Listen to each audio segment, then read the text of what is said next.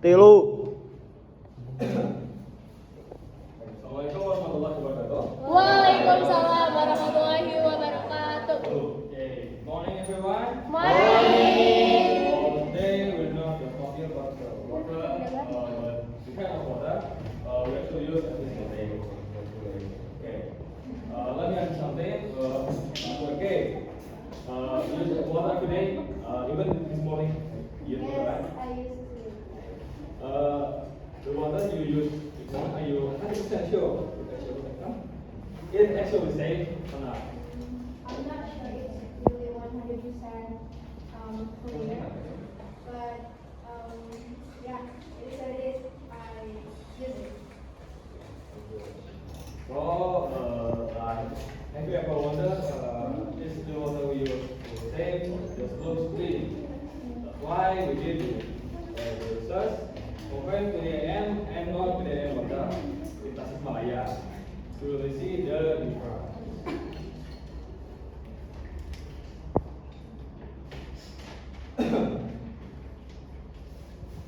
Alright, first let me introduce my team. So with me, my name is Henry Melano Jabar.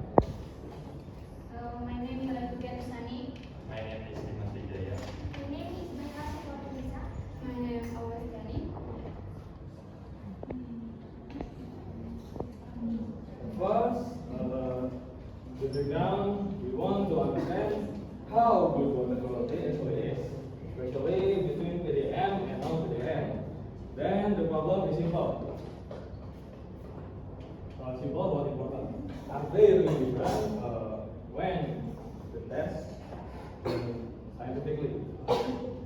Our objective is to analyze the water based physical, chemical, and biological aspects. So not just how it looks, but what actually inside it. For the method, we just guess, we use data study, observation, and interview to get the real data. And okay, thank you. The next part will be presented by my teammate. Next. In this slide, explain PDAM is a regional company. It's a regional company that provides clean water through treatment processes such as filtration and disinfection. And non-PDAM refers to independent water sources like wells or natural springs that are used without special treatment. Next. In this slide, explain in water quality indicator whether water is suitable for use. It is assessed using 3 parameters. Ada physical, chemical, and biological. Physical include color, odor, and turbidity. Chemical include pH, and biological focus on microorganisms such as E. coli. Next.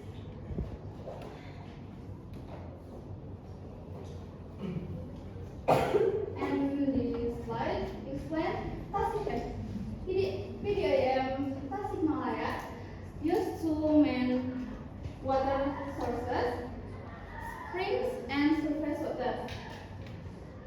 The main springs come from Cipandong and Cikawali with a discharge of around 367 liters per second, along with other sources such as Cisitu or Cibatur, Cisalada, Cibuni Gelis, Cipanisukan, and Sanyang. In addition, PDAM also use surface water from the Cipularang River and Cipala River. And the service covers most areas of Tasikmalaya, including the western, eastern,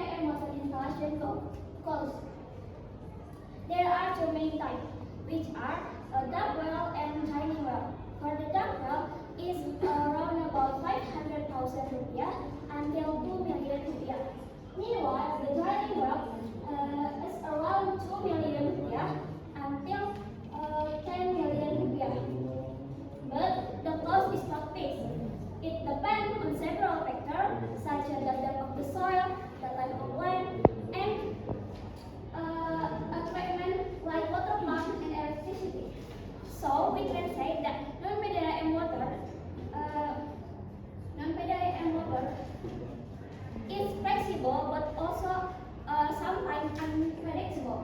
Next.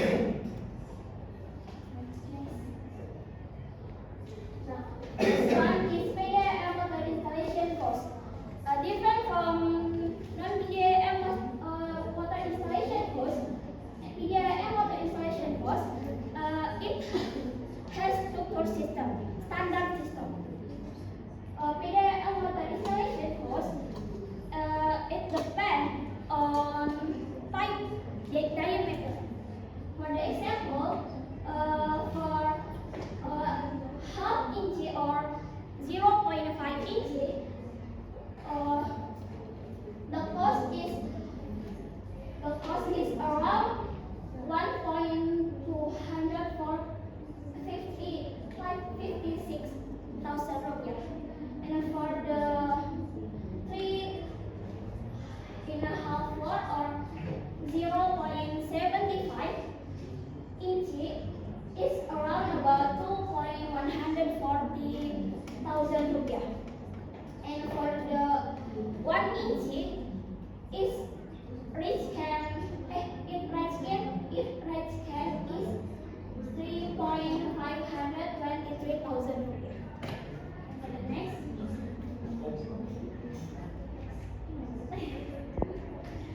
And this slide will explain about clean water need in Tasikmalaya. As you can see guys on this table of data, it means that the need for clean water community to increase because of population and daily human activity. Water need are divided two types. For the first is a domestic use, such as cooking, bathing, and washing. And for the second is non-domestic use, like industry, like for school and hospital.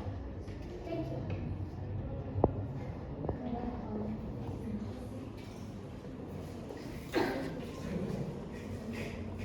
Morning everyone. Here I will explain the comparative data of physical, chemical, and biological parameters. First, from physical parameter, PDAM water is clear. Well-known PDAM water is sometimes called in terms of smell. PDAM water has a mild chloride smell.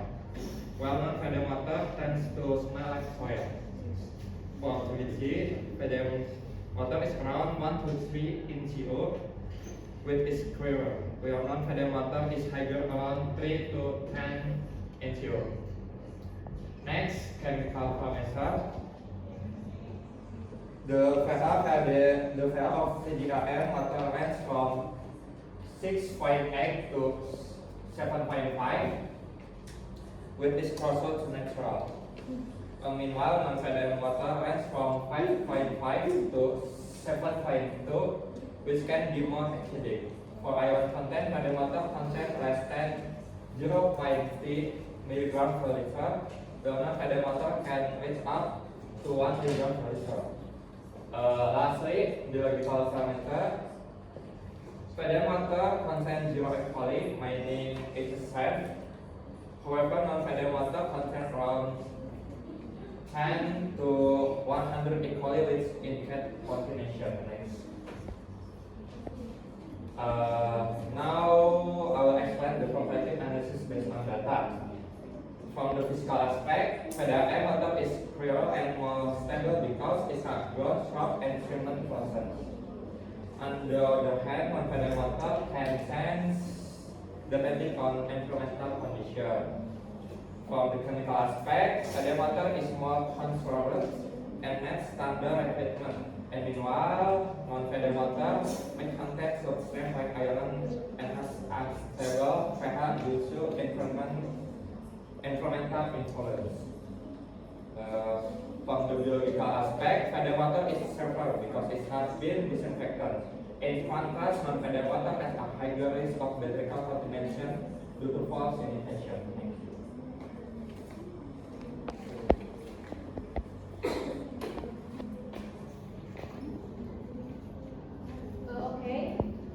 Now I will continue by explaining several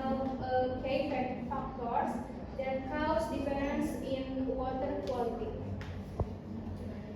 First, let's talk about water treatment. Water supplied by PDIM has gone through a proper treatment process, which make it safer for daily use. In contrast, non-PDIM water, such as well water, usually does not undergo standardized treatment. Because of this, it may still contain harmful substances or microorganisms. Next is environmental sanitation. The condition of the surrounding environment plays a very important role in water quality. Areas with poor sanitation system can easily contaminate water source. For example, if a well is located near a household, waste disposal area, or septic tank, this is a high risk of contamination, especially by bacteria. And the third factor of soil condition. Now, different types of soil can affect the chemical composition water. For instance, soil with high iron content can make the water taste metallic and appear yellowish. Soil can also influence the pH level of water, which affect whether the water is safe or not for consumption. Next. Okay. Next, I will explain the visual attachment data and sample. Now, in the first image, we can see non-PDIM user.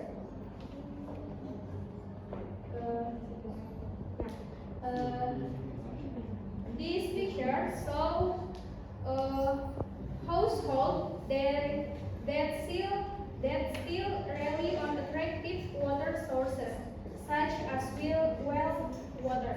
From observations, we found that water quality in these areas is highly influenced by environmental condition and the lack of proper water treatment. The second image shows H. Cerosia coli bacteria. Now, this type of bacteria is an important indicator of water contamination, especially from domestic pests.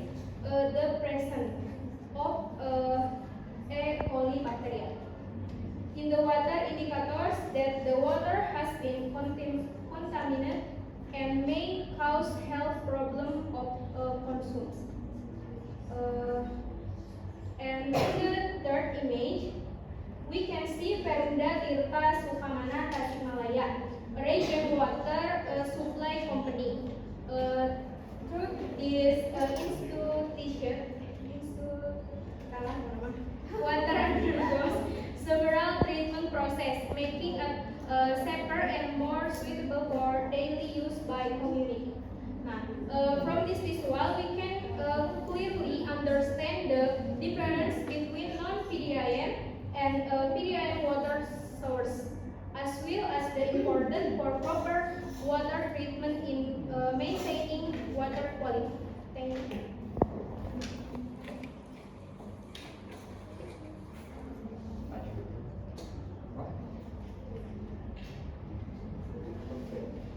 Speaking for the price, the difference is kind of big, yeah. But again, when you pay for it, nothing. Okay, never mind.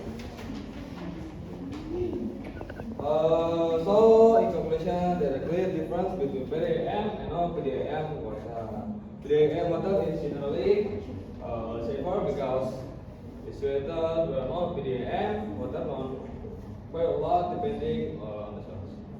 That's why we need to be more aware of the water we use every single day because it directly affects our health. So yeah, this is all our research in a nutshell. At the end of the day, water is something you can live without it, right? But not all water is the same. So hopefully after this presentation, we can all be more aware of what we're actually using every day. Thank you for listening and see you in the discussion session.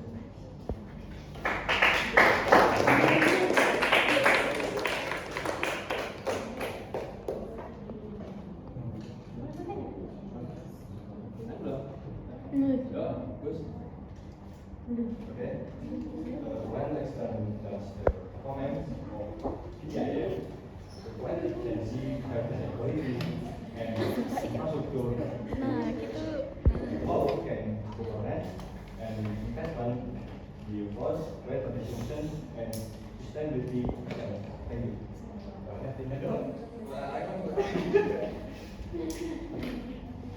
Jadi mungkin kayak ini sejauh mana gitu kinerja PDAM yang kalian kaji di PDAM kami dan juga kalian terkait layanan, ketahanan dan juga pada infrastrukturnya apakah kita berjalan dengan baik dalam penelitian kalian gitu. Balik dulu Inggris. Oke.